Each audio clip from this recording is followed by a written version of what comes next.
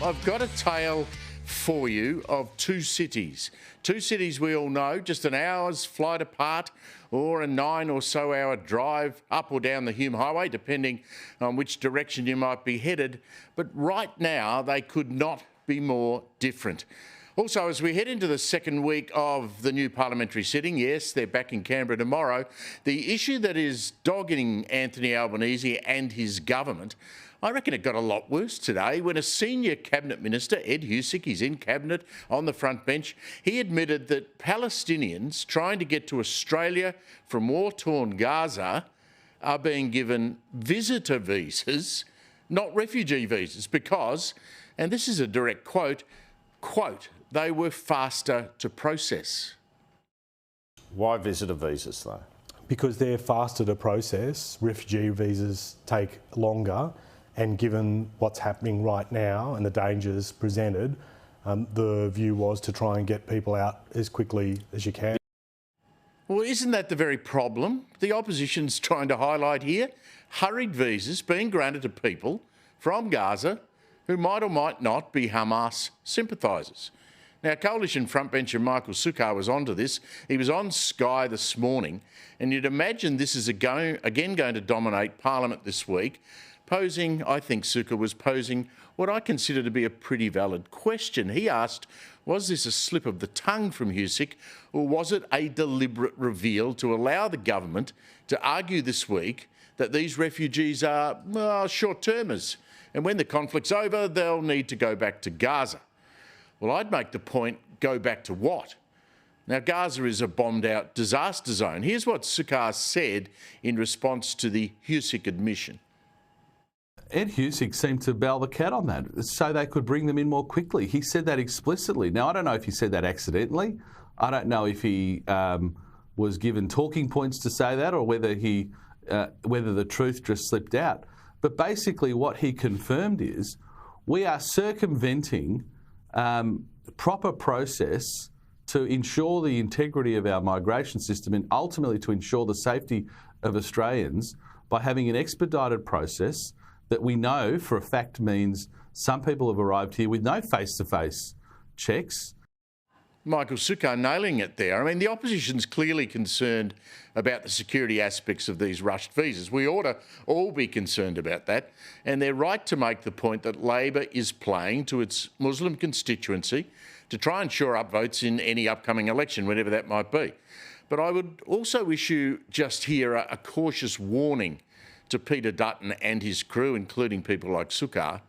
Don't lose the sight, and you've heard Paul Murray say this over and over and over again, don't lose sight of the fact that in wider Australia, voters are much, much more worried about paying for their mortgage, paying for their petrol and grocery bills, and paying for the cost of gas and electricity than they are about Gaza and visas. Now, I'll raise the Gaza issue with our guests tonight. We've got a great couple of panels coming up. One Nation's James Ashby, Christy McSweeney, Garth Hamilton and David Limbrick.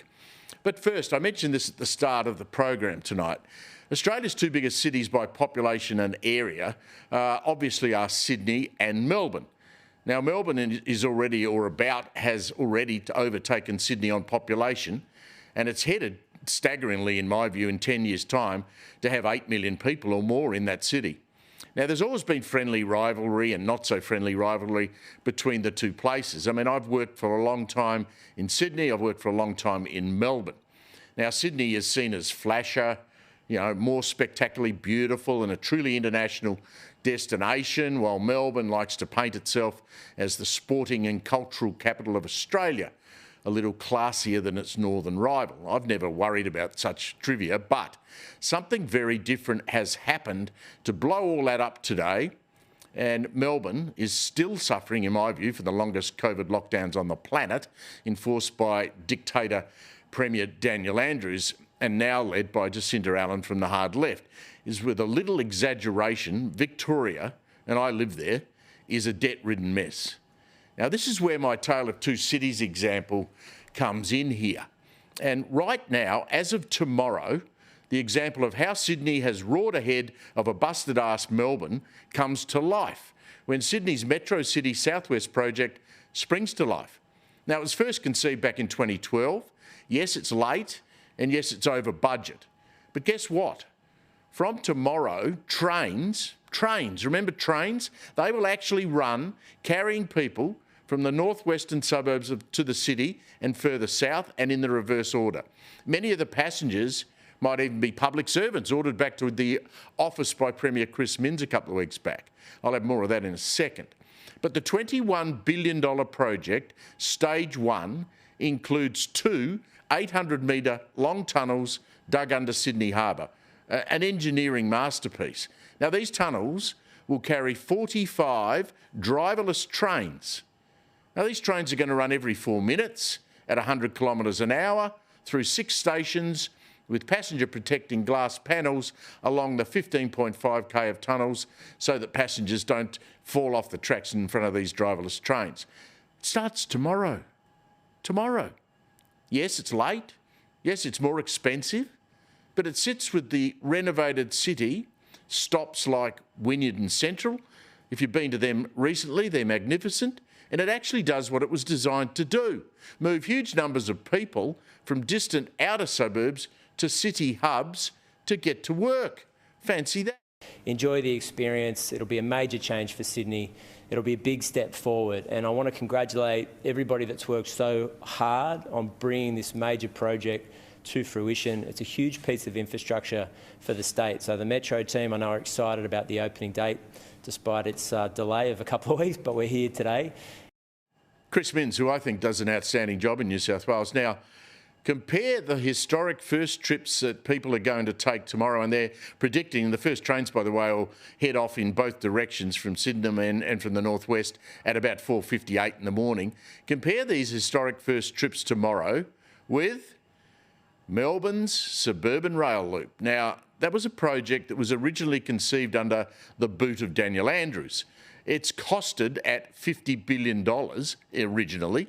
They said we could build this thing for $50 billion. Now believed, although no one has seen a business case, can you believe it? No one has seen that. It's costed at an eye-watering $216.7 billion. And stage one alone has costed at $40 billion. So you've got Sydney stage one, $21 billion, and trains running tomorrow, driverless, underneath Sydney Harbour. And you've got stage one Melbourne at $40 million, running from Cheltenham in Melbourne's southeast to Box Hill. Now, this has been described as a trip from somewhere no one wants to go to a place no one wants to get to. It's always been a political project. It was designed to win Labor seats along that particular route. It's political, not practical. It's pork barrelling, not public interest.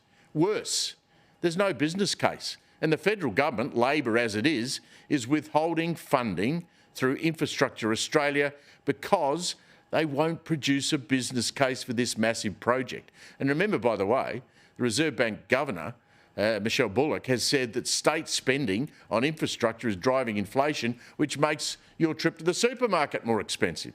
Now, Premier Allen is wedded to this thing, even as members of her own government urge a pause, or better even, a cancellation, because Victoria cannot afford it.